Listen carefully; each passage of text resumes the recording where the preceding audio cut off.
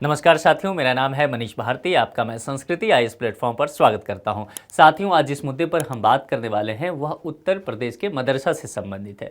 दरअसल उत्तर प्रदेश सरकार ने एसआईटी टीम का गठन किया था यह जांचने के लिए कि मदरसा में किस तरह का अध्ययन अध्यापन हो रहा है, उनका पंजीकरण है या नहीं, या किस तरह की जो वहाँ पर फंडिंग होती है, कौन लोग फंडिंग करते हैं, इन सभी चीज़ों को लेकर के एक टीम बनाया गया था। एसआईटी की उस टीम ने सरकार को अपना रिपोर्ट सौंप दिया और उसके तहत कहा गया कि उत्तर प्रदेश में 13,000 ऐसे मदरसा हैं जो कि अवैध रूप से संचालित किए जाते हैं। इसमें एक बात और गौर करने वाली है कि एसआईटी रिपोर्ट में यह कहा गया कि ये 13,000 में से अधिकांशतः मदरसा वे हैं जो कि सीमावर्ती इलाके में है। सीमावर्ती इलाके में 7 डिस्ट्रिक्ट बताया गया है उत्तर प्रदेश का, जो कि नेपाल से लगता हुआ है। अभी मैं आपको मानचित्र के द्वारा यह समझा भी दूंगा। तो कुल मिलाकर के एसआईटी की टीम ने उत्तर प्रदेश प्रशासन को यह कह दिया है कि 13,000 जो अवैध मदरसा है उसको बंद कर देना चाहिए। यही बात यहां पर लिखा हुआ है। इसको हम आधार बनाते हुए, एसआईटी के रिपोर्ट को आधार बनाते हुए पूरी तरह से इस डिबेट को करने वाले हैं। सबसे पहले प्रमुख बिंदु समझ लेते हैं। जैसा कि मैंने पहले भी कहा, विशेष जांच दल यानी कि एसआईटी ने उत्तर प्रदेश सरकार को मदरसा से संबंधित अपनी रिपोर्ट सौंप दी है। उसमें कहा है कि जो अवैध मदरसा है उन पर त्वरित कार्रवाई किया जाना चाहिए। कारण क्या दिया है कि मदरसा अपने वित्त और दानदाताओं से संबंधित जानकारी देने में विफल रहा है। यानी कि फंडिंग कहां से हुई है, अगर भवन का निर्माण हुआ है यहां या वहां पर जो भी काम काज चल रहा है, प्रशासन चल रहा है, तो उसको चलाने के लिए पैसे की तो जरूरत होगी। तो वह पैसा उन्हें कहां से मिल रहा है? दो बातें हैं। एक तो पैसा कहां से मिल रहा है, दूसरी बात वह पैसा देने वाला व्यक्ति कौन है, इसकी भी जानकारी चाहिए। और ये दोनों जानकारी देने में मदरसा प्रशासन जो है वह विफल रहा है। तो यहां पर इसीलिए यह कहा जा रहा है कि यह टेरर फंडिंग का मामला हो सकता है। और यह कहा जा रहा है कि ये लंबे समय से इस तरह का काम किया जा रहा है। 2 दशक का समय बताया गया है कि 2 दशक से इस तरह की चीजें की जा रही है। वर्ष 2023 में राज्य सरकार की जांच के दौरान उत्तर प्रदेश में लगभग 8,000 अपंजीकृत मदरसों का पता चला था। यह उस वक्त 2023 का मामला था। उस जांच में यह बताया गया था कि तकरीबन 8,000 मदरसा ऐसा है जो कि रजिस्टर नहीं है राज्य में सरकार के अधीन, और वह चलाया जा रहा है अवैध रूप से। राज्य सरकार द्वारा अक्टूबर 2023 में 3 सदस्यीय एसआईटी टीम का गठन कर दिया गया। उस वक्त जब यह घटना आई थी, उसके बाद सरकार ने यह सोचा कि क्यों नहीं पूरे राज्य में इस तरह का एक टीम गठन करके जांच करवा लिया जाए कि कितने मदरसा हैं जो कि अवैध रूप से संचालित किया जा रहा है। उसके बाद यहां पर अक्टूबर 2023 में एक टीम गठित कर दिया गया और इसमें 3 सदस्य जोड़ दिए गए। इसके जो अध्यक्षता करने वाले हैं उनका नाम है मोहित अग्रवाल। मोहित अग्रवाल जो है एडीजी हैं एटीएस के। इसके अलावा एसपी साइबर क्राइम डॉक्टर त्रिवेणी सिंह एक सदस्य हैं और अल्पसंख्यक कल्याण निदेशक जे रिभा भी इनकी एक सदस्य हैं। इसका उद्देश्य क्या था? इसका उद्देश्य था कि विदेशी दान के दुरुपयोग की जांच करना। यह कहा जा रहा है कि यहां पर जो अधिकांशतः दान आ रहा है, यानी कि इस मदरसाओं को जो फंडिंग हो रही है वह खाड़ी देशों से हो रही है। गल्फ कंट्री से ज्यादा तक पैसा यहां पर आ रहा है, यानी कि ईरान से, आप कह सकते हैं इराक से आ रहा है, यमन से आ रहा है, सऊदी अरबिया से आ रहा है। तो कहा जा रहा है कि वहां से फंडिंग हो रही है। और यह फंडिंग जो हुआ है, जांच से यह पता चलता है कि एक विशेष उद्देश्य के लिए आया है। जैसा कि मैंने टेरर फंडिंग का भी हवाला दिया आपको। तो यह पूरी तरह से ये रिपोर्ट इस बात को उजागर करता हुआ है। एसआईटी की रिपोर्ट में मुख्य बातें क्या क्या कही गई है, एक नजर उस पर दौड़ाते हैं। देखिए, सबसे पहली चीज तो संख्या को लेकर के बता दिया गया है कि 13,000 अवैध मदरसा है जिसकी पहचान कर ली गई है। खाड़ी देश की चर्चा मैंने पहले भी कहा, और यह कि 20 वर्षों से यह काम चल रहा है। यानी कि पूरी तरह से कहा गया है कि सिस्टमैटिक रूप से वहां से खाड़ी देशों से भारत में, उत्तर प्रदेश में यह फंडिंग की जा रही है और अवैध मदरसाओं का निर्माण कराया जा रहा है। और अवैध मदरसा जो है देश विरोधी गतिविधियां चलाई जा रही है इसके माध्यम से। यानी कि जो चीजें राष्ट्र के लिए हित में नहीं है, यह काम यहां से किया जा रहा है, यह एसआईटी की टीम ने कहा है। अब एक बात और उभर कर के सामने आया है, इन मदरसाओं का नाम जो है इन चीज में संलिप्त पाया गया है कि यहां से धर्म परिवर्तन का काम कराया जाता है। यानी कि धर्मांतरण गतिविधियां जो है, इन सब चीजों को लेकर के उजागर किया गया है, इन मदरसाओं का नाम आया है। इसके अलावा टेरर फंडिंग से भी इसके तार जुड़ते हुए नजर आ रहे हैं। यहां जो है सोर्स ऑफ इनकम दिखाने में असमर्थ रहा था। और जो बात मैंने कहा कि सबसे पहले इसको समझना जरूरी हो जाएगा, इस बात से लिंक करके अगर आप देखेंगे कि ये मदरसा कहाँ पे अधिकांशता है, अगर आप उस चीज को समझ पाए तो आप इसको आसानी से समझ पाएंगे कि इसका उद्देश्य क्या है इन मदरसाओं का। देखिए ये जो उत्तर प्रदेश का मैप आप देख रहे हैं, उत्तर प्रदेश का जो एक बड़ा हिस्सा है वह नेपाल से साझा करता है अंतर्राष्ट्रीय सीमा, ये हो गया अंतर्राष्ट्रीय सीमा। अब इसके मिलते हुए जो कुछ डिस्ट्रिक्ट हैं यहां पर अधिकांशतः इस तरह के मदरसा है, और कहा गया है कि 7 डिस्ट्रिक्ट लगभग जो बताया गया है, और इसमें हर एक डिस्ट्रिक्ट में तकरीबन 500 से अधिक मदरसा ऐसा है कि जो कि सीमावर्ती इलाके में है। अब इसमें देखिए महाराजगंज हो गया, बलरामपुर हो गया, सिद्धार्थनगर हो गया, बहराइच है, श्रावस्ती है, लखीमपुर खीरी और पीलीभीत, ये डिस्ट्रिक्ट ऐसे हैं जहां पर अधिकांशता, बाकी जगह पर भी है लेकिन नेपाल से, देखिए नेपाल की सीमा ये है, तो नेपाल से सटे सीमा पे जो ये डिस्ट्रिक्ट 7 डिस्ट्रिक्ट पड़ता है यहां पर अधिकांशता मदरसा है, और यहां पर टेरर फंडिंग की बात की जा रही है, अवैध रूप से है। और अधिकांशता डिस्ट्रिक्ट में देखा गया है उस डिस्ट्रिक्ट के भी सीमावर्ती इलाकों में 500 से अधिक मदरसा संचालित किया जा रहा है। उत्तर प्रदेश में कुल मदरसा कितना है अगर उसकी संख्या देखेंगे तो 15,662, जिसमें मान्यता प्राप्त है 12,791 और गैर मान्यता प्राप्त है 2,313, सरकारी सहायता प्राप्त जिसमें से 558 है। और ये सारे जो मदरसा अभी फाइंड आउट हुआ है यह अलग से बताया गया है।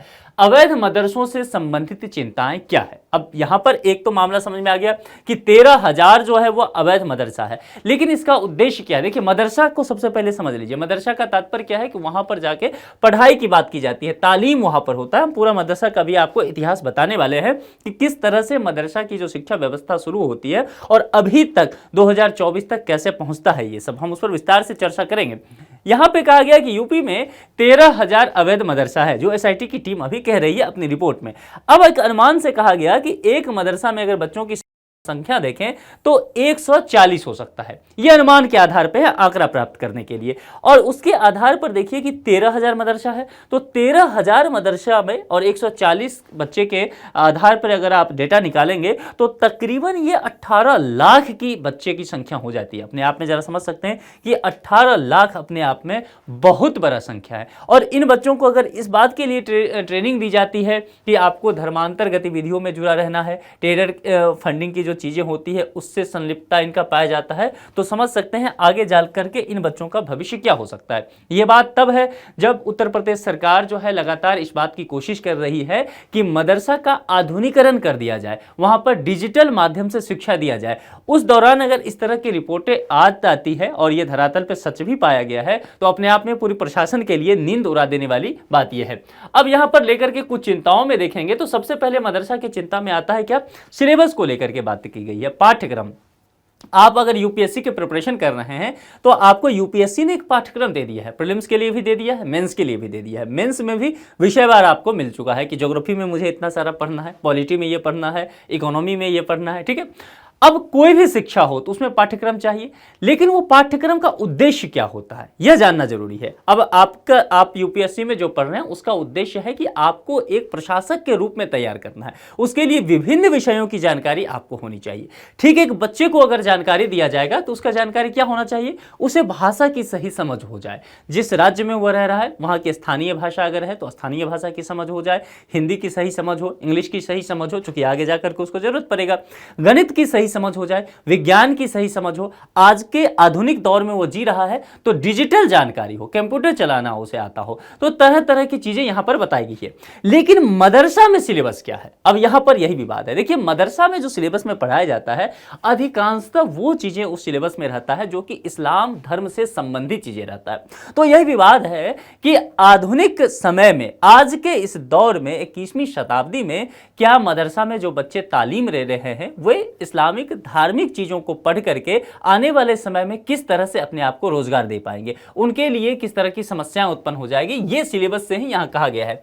तो यहां पर मॉडर्न एजुकेशन को यहां पर कमी देखी गई है, साइंटिफिक टेम्परामेंट की कमी देखी जाती है इस सिलेबस में, इसलिए यहां पर भी विवाद है। फंडिंग को लेकर के कहा जाता है कि मदरसा में जो फंडिंग है वह ज्यादातर कहां से आता है, अधिकांशतः देखा गया है कि यह खाड़ी देशों से आ रहा है। देखिए अभी भी इस चीज की लेकर के चर्चा की गई है, मदरसा की ज्यादातर फंडिंग मुस्लिम समुदाय के दान या वक्फ बोर्ड से आती है। इसकी आमदनी और खर्च में ट्रांसपेरेंसी की कमी है। अभी भी जो बताया गया एसआईटी की रिपोर्ट ने कि खाड़ी देशों से आ रहा है, और मदरसा से जब पूछा गया कि आपको दानकर्ता कौन है वह बता दीजिए, कहां से फंडिंग आ रहा है, वित्त कहां से प्राप्त हो रहा है यह बता दीजिए, तो ऐसा जानकारी देने में यह विफल रहे। टीचर की क्वालिटी को लेकर के बात करते हैं। देखिए, जहां सिलेबस को लेकर के बात करेंगे उस हिसाब से ही टीचर को आप समझ सकते हैं, क्योंकि सिलेबस इस तरह से तैयार किया गया है उसमें कि धार्मिक चीजों को पढ़ाया जाता है, तो जाहिर सी बात है टीचर भी आधुनिक विषयों को पढ़ाने वाले नहीं होंगे। जो आज की जरूरत है वे इस्लामिक विद्वान होंगे और इस्लामिक चीजों को वो पढ़ाएंगे और पुराने सिस्टम से पढ़ाएंगे। इन टीचर्स की जो स्थिति है, अगर माली हालत कहूं, आर्थिक स्थिति तो बहुत अच्छी नहीं है, कम सैलरी में ये पढ़ाते हैं। माहौल की कमी है। माहौल कहने का मतलब है, आप आसानी से समझ पाएंगे, आप यूपीएससी के प्रिपरेशन करते हैं, आप घर पे रहकर भी प्रिपरेशन करते थे, लेकिन आप मुखर्जी नगर आए, आप में से बहुत सारे छात्र कोचिंग ज्वाइन करते हैं। क्यों ज्वाइन करते हैं? एक माहौल मिले उन्हें, ठीक है। और मुखर्जी नगर रहने से एक जो माहौल मिलता है, एक उत्साह मिलता है, आप अपने साथ के जो साथी होंगे वह भी उसी चीज के प्रिपरेशन कर रहे हैं, तो आप उसमें उत्साह बना रहता है। यहां पर यही बात की गई है कि यह माहौल की कमी है। शिक्षा व्यवस्था की जो बेहतर माहौल होनी चाहिए वह मदरसा में कमी देखा जा रहा है, और बच्चों के विकास पर यहां पर ध्यान नहीं दिया जाता है। शिक्षा के अलावा जो एक्स्ट्रा करिकुलम होता है एक्टिविटी, उसमें भी बच्चों को इन्वॉल्व नहीं किया जाता है। इसके वजह से क्या हो जाता है, बच्चों का समग्र विकास नहीं हो पाता है। एसआईटी की सिफारिश का विरोध भी किया जा रहा है। अब एसआईटी का सिफारिश का जो विरोध किया जा रहा है उसके आधार क्या है? देखिए, एसआईटी ने कहा कि 13,000 मदरसा जो है वह अवैध है, और एक शब्द एसआईटी ने जोड़ा कि टेरर फंडिंग का मामला, दूसरा शब्द एसआईटी ने जोड़ा कि धर्म परिवर्तन की गतिविधियों को चलाया जा रहा है। एसआईटी ने तीसरा टर्म जोड़ा उस रिपोर्ट में कि यह देश विरोधी गतिविधि में शामिल है बहुत सारे मदरसा इसमें। तो एक पक्ष यह कह रहा है कि आप किस आधार पर कर रहे हैं कि यह मदरसा जो है वो राष्ट्र विरोधी है। दरअसल ये मदरसा राष्ट्र विरोधी नहीं है, और यदि यह मदरसा राष्ट्र विरोधी है तो प्रशासन को पुख्ता सबूत देना चाहिए। दूसरी बात, विरोध के साथ यह कहा जा रहा है कि बहुत सारे मदरसा, जो बताया गया इसमें कि 13,000 अवैध है, तो एक पक्ष का कहना है इसमें से जो अधिकांशतः मदरसा है, आप कह रहे पंजीकृत नहीं है, अवैध है, तो दरअसल इन्होंने पंजीकरण के लिए पहले ही कह रखा है, लेकिन प्रशासन सही समय पर पंजीकृत नहीं कर रही है, इसी वजह से इनका पंजीकरण नहीं हो पाया है। तो यहां पर एक बातें यह भी कही जा रही है कि यहां पर प्रशासन की ही कमी है, ये बातें कही गई है।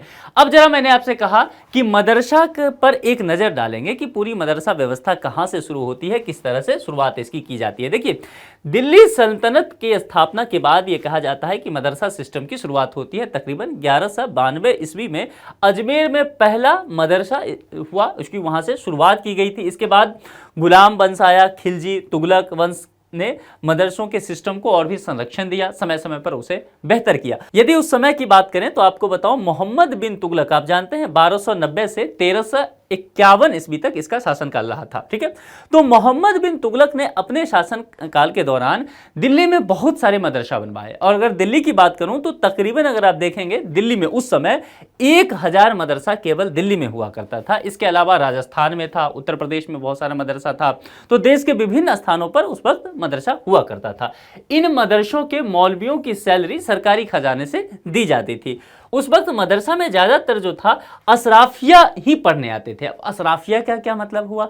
अशराफिया कहने का मतलब है कि आप ऐसा कह सकते हैं कि मुस्लिम समुदाय में जो कुलीन वर्ग होता है, जो ऊंचे कुल के से संबंधित मुसलमान होते हैं, वही उस समय मदरसा में पढ़ने आया करते थे। उस दौर के मदरसा का पूरा फोकस जो था इस्लामिक विधि शास्त्र पढ़ाने पे होता था। इस तरह से काम किया जाता था। अब मदरसा में सुधार की स्थिति देखिए, जब भारत आजाद हो जाता है उसके बाद यहां पर सुधार की बात शुरू होती है। लंबे समय से सुधार जो प्रस्तावित था, यह कहा जा रहा था कि मदरसा में सुधार किया जाना चाहिए। उसके बाद 90 के दशक में पहली बार सुधार की पुरजोर वकालत शुरू हुई, और 1993 ईस्वी में मदरसा शिक्षा सुधार की गंभीर कोशिश हुई, जब सरकार ने मॉडर्न मदरसा की जरूरत को समझा। मदरसों की हालत सुधारने के लिए 2004 में national committee for minority education बनाई गई थी। 2008-9 में केंद्र सरकार जो है मदरसा के लिए 2 तरह के कार्यक्रम चलाई थी। अब 2 तरह के कार्यक्रम क्या है? पहला कार्यक्रम था, उसका उद्देश्य था कि मदरसा के माध्यम से अच्छी शिक्षा देना है, और दूसरा उसका उद्देश्य क्या था, जो कि मैंने पहले भी बताया कि मदरसा का आधुनिकीकरण करना है। अब अच्छी शिक्षा का मतलब यहां पर क्या है?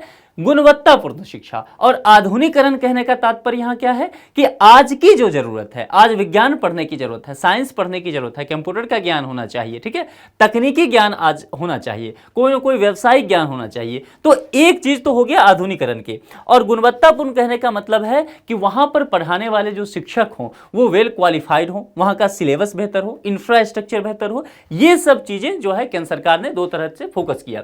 तीन तरह के मदरसा होता है जिनका देखिए, एक तो होता है जिनका संचालन सरकार की आर्थिक मदद से होता है, यानी कि गवर्नमेंट जो है उसको फंडिंग करती है। दूसरा होता है जो सरकार से मान्यता प्राप्त है। और तीसरा होता है कि ना सरकार से फंडिंग मिलती है और ना ही सरकार से मान्यता प्राप्त है। तो मामला समझ में आ गया। तीन, यानी कि एक जो है जो सरकार से मदद मिलता है, एक है सरकार से पंजीकृत तो है लेकिन उसका फंडिंग सरकार नहीं करती है, ठीक है। अब तीसरा ये हो गया कि जिसे सरकार ना तो फंडिंग करती है और ना ही उसे सरकार से मान्यता प्राप्त है, यानी कि रजिस्टर्ड भी नहीं है। अब संवैधानिक पृष्ठभूमि को जरा देख लेते हैं। संवैधानिक पृष्ठभूमि की जब हम बात करेंगे तो हम मौलिक अधिकार की बात करेंगे, फंडामेंटल राइट। संविधान के भाग 3 की हम बात करेंगे। देखिए संविधान के भाग 3 में अनुच्छेद 25 पे चलते हैं, 25A। इसके तहत कहा गया है कि सभी व्यक्तियों को अंतःकरण की स्वतंत्रता, धर्म को आवाज रूप से मानने, आचरण करने और प्रचार करने का समान अधिकार दिया गया है। तो यहां पर मैंने आपसे एक चीज बताया था कि मदरसा के माध्यम से देखा जाता है कि इस्लामिक गतिविधियों को बढ़ाया जाता है, ठीक है, तालीम दी जाती है लेकिन इस्लामिक गतिविधि को भी बढ़ाया जाता है। तो अनुच्छेद 25(1) के तहत यह अधिकार दिया गया है। अब अनुच्छेद 29 पर चलते हैं। अनुच्छेद 29 क्या कहता है? अल्पसंख्यकों के हितों की सुरक्षा करने की बात करता है। यह हित राजनीति से जुड़ा हो सकता है, सामाजिक सांस्कृतिक हित जुड़ा हो सकता है, आर्थिक हित जुड़ा हो सकता है, ठीक है। अनुच्छेद 30 कहता है अल्पसंख्यकों को अपनी पसंद के शैक्षणिक संस्थानों की स्थापना करना और प्रशासन को चलाना, यह जिम्मेदारी दी गई है, स्वतंत्रता है। तो दो बातें हो गई। एक तो है कि अपनी पसंद के उनका जो भी जिस भी धर्म से संबंधित है तो अपने हिसाब से शैक्षणिक संस्थान की स्थापना वो कर सके। इसके अलावा वे उसका प्रशासन भी पूरी तरह से खुद ही चला सके। इस बात की स्वतंत्रता संविधान के अनुच्छेद 29 के तहत फंडामेंटल राइट के जरिए दिया गया है। राष्ट्रीय अल्पसंख्यक आयोग अधिनियम 1992 भी लाया गया था ताकि उनके अधिकारों की संरक्षण किया जा सके। मदरसों का संचालन किनके द्वारा होता है? तो अल्पसंख्यक कल्याण विभाग के अंतर्गत यह आता है, ठीक है। अब इस टॉपिक पर एक संभावित प्रश्न है और प्रश्न जो है वह प्रीलिम्स के स्तर का है। प्रश्न क्या है? निम्नलिखित कथनों पर विचार कीजिए, गलत नहीं है पूछा गया है, यानी कि डिकोड कीजिए तो यह हो जाएगा सही। गलत नहीं का मतलब क्या है? जो सही है। तो देखते हैं, दो कथन है। मदरसों की स्थापना करना अल्पसंख्यक वर्गों का संवैधानिक अधिकार है, हमने इसकी चर्चा की है। दूसरा है मदरसों के संचालन में केंद्र व राज्य सरकार द्वारा वित्त पोषण किया जाता है। ये दो स्टेटमेंट यहां पर है। जो भी गलत नहीं है यानी कि सही है उसका चयन करके 4 विकल्प दिया गया है। 4 विकल्प में से कोई एक सही होगा। जो भी आपको सही लगे कमेंट बॉक्स में उसे लिख दीजिए। आप एसआईटी की रिपोर्ट पर क्या सोचते हैं? क्या उत्तर प्रदेश सरकार के द्वारा इस पर जल्द ही एक्शन लिया जाएगा? आप क्या सोचते हैं कि समय के साथ क्या मदरसा का आधुनिकीकरण किया जाना चाहिए? क्या वहां पर तकनीकी शिक्षा दी जानी चाहिए? सिर्फ इस्लामिक शिक्षा और उससे जुड़ी हुई गतिविधियों से आने वाले समय में बच्चों का काम नहीं चलना पा रहा है? तो अपने विचार कमेंट बॉक्स में हमें जरूर दीजिए। और मैं देखते भी रहता हूं कि आप लोग बहुत अच्छा तर्कपूर्ण कमेंट देते भी रहते हैं। आगे भी जारी रखिए। इस लेक्चर में इतना ही रखते हैं। किसी दूसरे लेक्चर में किसी दूसरे मुद्दे के साथ मुलाकात करेंगे। अपना बेहद ख्याल रखिए। Thank you.